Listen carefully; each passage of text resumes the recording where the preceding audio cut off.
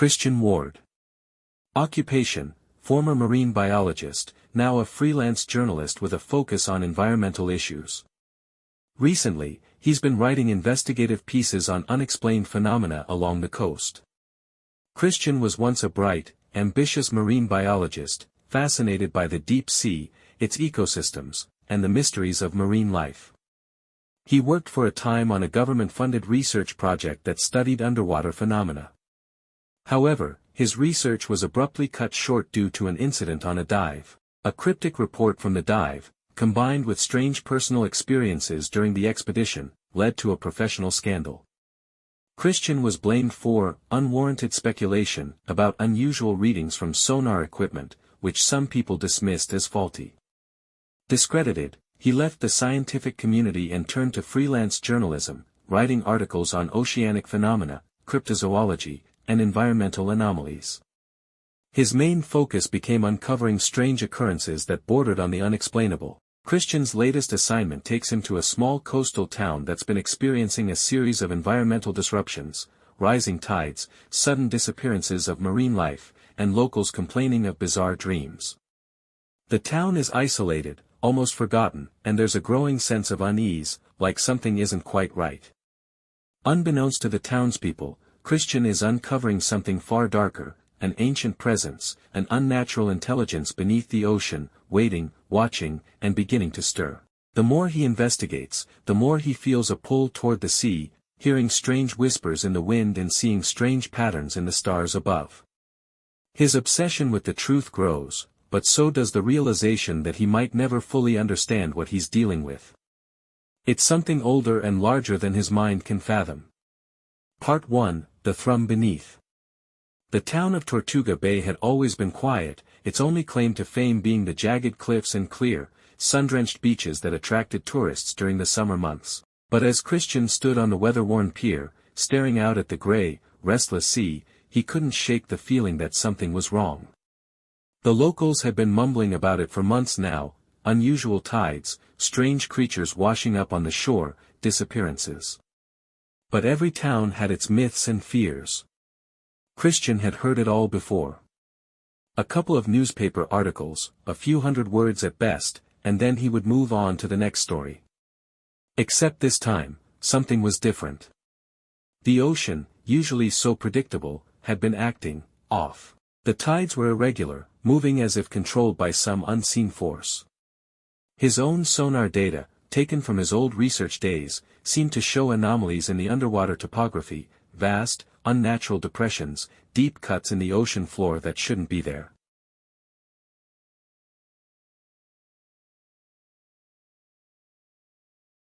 Just the storms, the locals would say when Christian questioned them, brushing off his concerns. This happens every decade or so. But the storm hadn't come yet. Something else was happening here. Christian was on the pier when the wind shifted, bringing with it a scent that made his stomach turn. Not the salt of the sea, not the sharp tang of fish. It was a deep, damp, ancient odor, like wet stone, mixed with the faintest trace of something metallic. Something alive. His heart rate quickened. A low hum seemed to vibrate beneath the floorboards of the pier. It was subtle, almost imperceptible, but it was there, like a distant engine running. The sound seemed to come from the water, beneath it. Christian clenched his fists, his breath shallow. He took out his phone, and then froze. The screen was black, the signal cutting in and out. The area around the pier was eerily quiet. Not a bird. Not a car. The town felt empty. Hollow. He turned, walking down the pier toward the small lighthouse. At the edge of the cliff, a cluster of houses were clustered together in the shadow of the lighthouse, their windows dark and vacant. The hum increased, like an electric current charging beneath the earth. Christian's mind raced. The ocean was more than just a collection of waves. There were things down there, deep down, that could not be understood. He had known that, always. But now, after what had happened during his last dive, after the incident, it felt like something was listening to him. The questions, theories, he couldn't seem to get rid of them. He reached the lighthouse, the light from its lantern casting long shadows. The door to the lighthouse was ajar, and the stairs creaked beneath him as he ascended, the hum growing louder with every step. When he reached the top, the door swung open with an unnatural ease. Outside, the horizon stretched out like an ink-black void, as if the stars themselves had been blotted out. And then, he saw it. A mass of movement beneath the ocean's surface, a disturbance too large to be natural. The water surged, curling upward in strange spirals, as if something was pushing from below. And then, something rose from the depths. Christian couldn't make it out at first. It was too dark, too far away. But the shape was unmistakable. A vast, twisting column of blackness, a writhing mass that seemed to defy all logic. It moved in ways the ocean could not. His mouth went dry. It was alive. A long, low moan seemed to emanate from the depths, vibrating through the air, and Christian felt it in his chest. The air grew thick. The hum he'd been hearing intensified, now a deep resonance that echoed through his bones. And in that moment, Christian realized something that made his blood run cold. He was not meant to know this. Part 2, The Unseen Depths. The sea had never been so silent. After witnessing the strange, black mass rise from the depths, Christian retreated back into the lighthouse, his pulse erratic, his mind spinning. He had come to Tortuga Bay seeking an unusual story, something to reignite his career, something to prove his theories right. But this was beyond his understanding, beyond his worst nightmares. The black column, a writhing mass of undulating darkness, had been too much. It had risen slowly, almost like it was testing the surface, before collapsing back into the ocean with a violent splash that sent waves crashing against the rocks.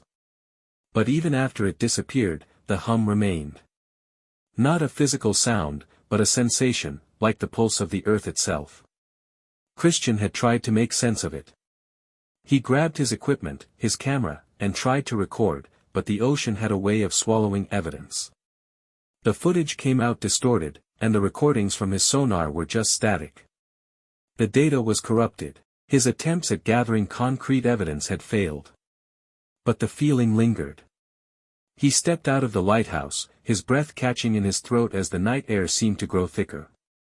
The wind was gone, leaving an unnatural stillness in its place. The world felt muted, like the ocean itself was holding its breath. The town of Tortuga Bay appeared deserted. The streets, usually dotted with locals or tourists, were empty. No light flickered from the houses. No voices echoed from the shore. Christian had seen enough abandoned places in his time, places where people had just up and left. This wasn't like that. This was wrong. The town wasn't abandoned, it had been swallowed by something. The emptiness felt deliberate, like the town was part of the larger, unseen pattern that was slowly unfolding. As he walked along the empty streets, his mind raced. The locals, the fishermen, the storekeepers, the townsfolk, none of them had been willing to talk about the events that had been happening here. They would say nothing. Their faces were blank, devoid of any expression when Christian tried to ask. If anything, they looked afraid. He passed by a small house at the corner of the street. Its door was ajar, but the inside was dark. Christian hesitated for a moment, but the need for answers urged him forward. As he stepped into the house, the stale, musty air hit him like a wave. There were no lights on, but the faint glow of the moon from the window allowed him to make out the shapes of furniture covered in dust. It was an old house, almost forgotten. Then he heard it. A faint whisper, coming from the other room. Christian froze, his breath caught in his throat. The sound wasn't loud, but it wasn't human either. It was like a hiss, an ancient murmur carried by a voice that wasn't speaking to him directly, but through him. It felt like it was coming from inside his skull. He stood there for a long moment, feeling a weight pressing down on him. It was a force, intangible but suffocating. With a steady breath, Christian reached for his flashlight, switching it on. His hand trembled slightly as the beam of light cut through the darkness, illuminating the space. It wasn't until he turned the corner into the next room that he saw it. A journal. It was resting on a small wooden table, open, its pages yellowed with age. The handwriting on the pages was faint, barely legible, but Christian could make out a few words: "The stars, they move." His fingers trembled as he picked up the book, flipping through the pages. The text was sporadic, jagged. Mentions of the ocean, of dreams, of whispers, voices from the deep, they called it. But it was the final line that stopped him cold: "We hear them now, calling us back. The old gods, from the black water, from the depths of the stars. It is time to awaken them." Christian's blood ran cold. He knew what he was dealing with now. This wasn't just some local myth or unexplained environmental disturbance. It was ancient. The whispers. The mass rising from the ocean. The hum beneath the ground. The book seemed to corroborate everything he had suspected, but what he hadn't expected was the reality of it all. The ocean wasn't just a body of water. It was a gateway. A boundary. Something that held secrets, secrets from beyond time. The town wasn't just experiencing strange phenomena. They were being chosen. He quickly scanned the next few pages, but there was a sudden thud from behind him. Christian whipped around, his flashlight casting wild shadows on the walls. Nothing. His pulse quickened. The house was empty. He was alone, but the feeling of being watched, of something just out of sight, was unbearable. The faint hum from before returned, growing louder. He stepped toward the door, his heart pounding. But as he reached for the doorknob, the entire room seemed to shift. The walls, the air, everything warped as if reality itself was bending. The hum became a vibration that rattled his bones, and then he heard it. A voice. A low, guttural voice that seemed to speak directly into his mind: "You are close now, Christian. Close to knowing the truth. But the truth is not yours to keep." Christian stumbled back, his eyes wide with terror. His throat tightened as the world around him began to swirl, the house stretching and contracting, warping in unnatural ways. The shadows on the walls seemed to crawl, slithering toward him like living things. He wanted to run, to get out, but the door was no longer there. The house had no exit. The voice continued, resonating deep within his skull: "You sought knowledge, and now it seeks you. We were here before, and we will be here again. But you will not leave, Christian. You will never leave." The room began to darken, the air thick with the sound of something watching him. It was no longer the house that felt wrong, it was everything. The town. The sea. The stars. They were all pulling him closer to the abyss. Christian's vision blurred. His breath came in ragged gasps. The hum grew louder, deafening, until it filled his head entirely, drowning out everything else. And then, in the darkness, he saw it. A shape, an outline. A figure towering in the doorway, too large, too impossible. It reached for him. Part 3, The Eyes Beneath. The figure in the doorway was impossibly tall. Christian's mind struggled to comprehend its shape. It was a silhouette, no, more than a silhouette, a presence, an impression of something far beyond the limitations of human perception. The darkness around it seemed to writhe, to pulse, as though the very air itself were alive, infused with an unnatural force. Christian's heart hammered in his chest as he took a step backward. His body screamed at him to run, to escape, but his legs felt heavy, uncooperative. He tried to scream, but no sound escaped his throat. It was as though the air had been stolen from his lungs. The figure loomed larger, moving with a fluidity that defied logic. It wasn't walking, it was gliding, an ethereal presence slipping through the walls as though they were nothing more than shadows. Christian's mind was reeling. Every instinct told him to flee, to fight, but nothing could prepare him for this. The voice that had echoed through his skull now took form, reverberating from the dark figure. "You seek knowledge, Christian." It wasn't a voice in the traditional sense, there were no lips moving, no air vibrating. It was more like a direct intrusion into his consciousness, a presence speaking directly to him, bypassing the physical world altogether. It sounded ancient, incomprehensible, like the rumbling of mountains or the scraping of time itself. Christian's thoughts stumbled over one another as the room seemed to distort again. The walls, the floor, the air itself felt as though it were being stretched thin, as though they were bending towards some distant point. "But you do not understand, do you?" the voice continued. "What you seek has always been here, in the dark corners of the world, waiting for someone like you." Christian's breath hitched, a flood of confusion and fear coursing through his veins. What are you?" he managed to choke out, his voice cracking, almost drowned out by the sound of his own pulse in his ears. The figure's form flickered, like a mirage in the heat, and then it reappeared, its outline shuddering. It was not human, nor was it any form Christian could comprehend. A mass of shifting darkness, tendrils of inky blackness twisting and curling around something even more ancient, something that didn't belong here. "We are the Watchers," it said, the words vibrating in Christian's skull, forcing him to his knees. "We are the Ancient Ones, the ones who exist in the spaces between your thoughts. We have always watched. We have always waited." Christian's hands trembled, the flashlight slipping from his grip and rolling across the floor. The light blinked out, plunging the room into even greater darkness. His mind struggled to understand, to hold on to something, anything, that was rational. "Why here? Why now?" Christian whispered, barely able to speak. "Because you have opened your mind," the voice intoned, "and the door is open." Christian's eyes darted around the room, but there was nowhere to run. The very walls seemed to close in on him, suffocating him with their oppressive, unknowable presence. The room was no longer just a room. It was a place between places. The walls of the house seemed to blur, becoming malleable, shifting, stretching out into a vast, endless expanse. The sensation of movement under his feet, like being adrift on an alien sea, filled his mind with vertigo. The whispers returned, more urgent now, rising in volume, swelling with an almost malevolent hunger. It was as if the voices were feeding off his fear, drawing strength from his growing terror. "You have seen us," the figure said, the words echoing and warping like a distortion in space.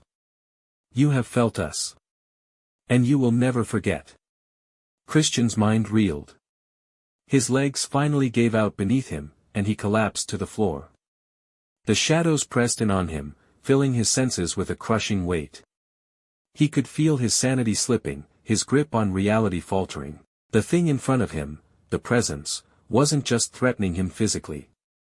It was breaking him, unraveling his mind. "You will not escape, Christian," the voice coiled around him. "The door is open, and the world is already beginning to change. Your thoughts, your dreams, will never be the same." The room twisted again, but this time, it wasn't just the house warping, it was everything. The very fabric of reality was unraveling. Christian could hear the ocean, but it was no longer just the sound of waves crashing against rocks. It was something deeper, more primal, a thrum, a pulse, a force beyond time. It was calling to him. And then, the thing shifted. Its form solidified briefly, taking on the semblance of something grotesque, a creature from the deepest, darkest ocean, but something much larger, something that stretched far beyond the confines of the world Christian knew. Its eyes, impossibly vast, glowed like burning coals in the darkness. The eyes. They watched him. For a moment, Christian understood. He understood the horror of the cosmic truth. Humanity was a speck in the vast, uncaring void. The universe, the stars, the ocean, they had no place for humans. They were anomalies in an otherwise indifferent cosmos. The Ancient Ones, the things beneath the ocean, were but one of countless forces, waiting for the right moment to reclaim their dominion. And Christian was nothing more than a fleeting curiosity. But as the figure loomed closer, its eyes locking onto his, a terrifying thought bloomed in Christian's mind. He wasn't meant to understand. The thing wasn't speaking to him because it wanted him to learn. It was speaking to him because it wanted him to suffer, to witness the vast, mind-warping truth, and to be consumed by it. It wanted him to know that he was insignificant, just a speck in the cosmic dust. A momentary flicker in an eternity of darkness. But there was more. There was always more. The hum, the pulse, the whispering, it all crescendoed, surging with a violent force that rattled the very air around him. Christian's mind screamed for release, but there was no escape. The voices surged, becoming a deafening cacophony, and in that instant, something shattered inside his mind. The world fractured. The house, no, the town, no longer existed. All that remained was the crushing weight of the void, a vast emptiness that swallowed all meaning, all understanding. He felt himself falling. The ocean was below him. And the dark mass, the ancient ones, were waiting. Part 4, The Shifting World. Christian's mind splintered, the fabric of reality warping and bending around him. The world dissolved into an incoherent mess of shifting shapes and sounds, everything indistinct and out of focus. He felt as though his very soul was being torn apart by the enormity of what he had uncovered. The ocean, the stars, the very concept of existence itself, had suddenly become alien. The voice, the presence, was everywhere. It seeped into him, through him, and beyond him, until there was no distinction between Christian and the darkness, no separation between the world he knew and the thing that had been whispering to him from beyond the stars. "You are but a fleeting thought," the voice said again, its tone dripping with a sense of finality. "A momentary wisp in an eternal ocean of chaos. You seek to understand, but you will never comprehend." The shadows, those endless, writhing shadows, clung to his skin, to his mind. He tried to cry out, but no words came. His voice was lost, swallowed by the void. His body felt weightless, detached from the world, as though he were falling through endless space, plunging deeper into the abyss. The whispers grew louder, more urgent. They weren't just voices anymore, they were thoughts. Alien thoughts, impossible thoughts, invading his mind, twisting his perception of the world. They echoed in his skull, reverberating, overwhelming. "You know now, Christian. You know the truth." The stars above the ocean, which had once been so beautiful, so familiar, now loomed like cold, indifferent eyes, watching his every move.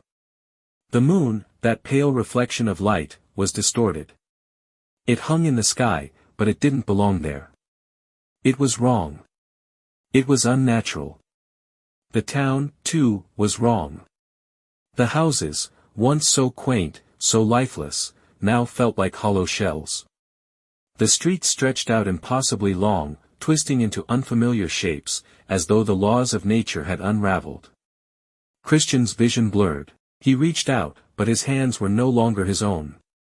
They had become extensions of something else, something ancient, something alien. The voice spoke again, its words sinking into him like the sharpest of daggers. "Look around you, Christian. Do you see it? The world you once knew is slipping away. The door is open, and we are coming." Christian's heart raced, his pulse hammering in his ears. The words didn't make sense, none of this made sense. His body trembled, his legs failing him as he collapsed to his knees. The ground beneath him felt soft, like it was moving. Shifting, as if the earth itself was breathing. He closed his eyes, trying to block out the reality that was breaking apart around him. But even in the darkness of his mind, he could feel the presence. It was everywhere. It was in him. It was him. He was being consumed. "You are part of the cycle now, Christian," the voice said, as though it were speaking to a child. "There is no going back. You have seen us. You have touched the void. You will never again be able to forget." Suddenly, the ground beneath him gave way. His vision blurred even further, and then, nothing. A void so vast and empty that there was no end. No beginning. Just an endless, black expanse stretching out in every direction. The stars above him flickered like dying embers, their cold light barely penetrating the endless darkness. Christian tried to scream, but there was no air to breathe. No sound to make. He was nothing. He was lost in the void, a flicker in the cosmos, insignificant and irrelevant. And then, the light. A pale, sickly glow emerged from the distance. It wasn't natural, but it beckoned to him, pulling him toward it with an irresistible force. As he moved closer, the glow became more distinct, shapes, forms, patterns appeared within the light, shifting and changing with an impossible fluidity. He reached out, his hands trembling as they neared the light, but as he did, something moved within it, something vast, something older than the universe itself. It wasn't alive in the way Christian understood life. It was something much more terrifying. Something incomprehensible. The light flickered, revealing glimpses of shapes that twisted and warped, impossible geometries that defied all logic. The ocean beneath him churned with violent waves, but the waves weren't just waves, they were alive, a living entity, reaching up toward him with greedy hands made of water and salt. Suddenly, Christian's body was jerked forward, his senses assaulted by a vision, a memory, perhaps, or something far worse. The town of Tortuga Bay, his town, was burning. The houses were crumbling, the streets flooding with dark, viscous water. The sky above was an unnatural color, shifting like a liquid, undulating with a rhythm that made Christian's stomach churn. But it wasn't just the town that was wrong. The very air seemed to be alive. It shimmered with an unnatural heat, distorting everything in its path. Figures, human shapes, staggered through the streets, their faces twisted in terror. But their eyes were empty. Hollow. And above them, the sky churned with unnatural clouds, swirling like a vortex. In the distance, Christian saw it, a shape rising from the ocean, its form too large, too monstrous to comprehend. It was a being of dark light, its body a twisting mass of tendrils, of eyes, of things that should not exist. And then, as if it were all some grand design, the ocean opened. It parted like the curtains of a theater, revealing the monstrous thing that had been waiting beneath. It was not a beast. It was not a creature. It was nothing, and yet it was everything. Christian felt himself drawn to it, pulled forward by an invisible force. He couldn't fight it. He couldn't scream. The pull was too strong, too overwhelming. And then, as the creature opened its eyes, countless eyes, each one staring into his soul, Christian understood. There was no escape. The void. The ancient ones.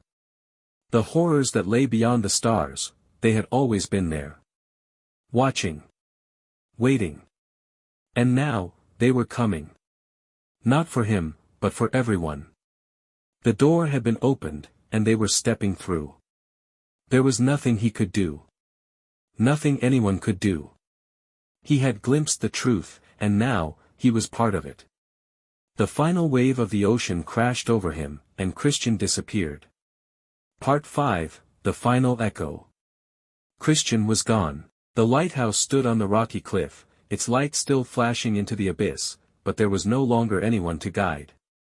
The town of Tortuga Bay, which had once been a quiet, forgotten speck on the map, was now a place lost to time, lost to something far worse.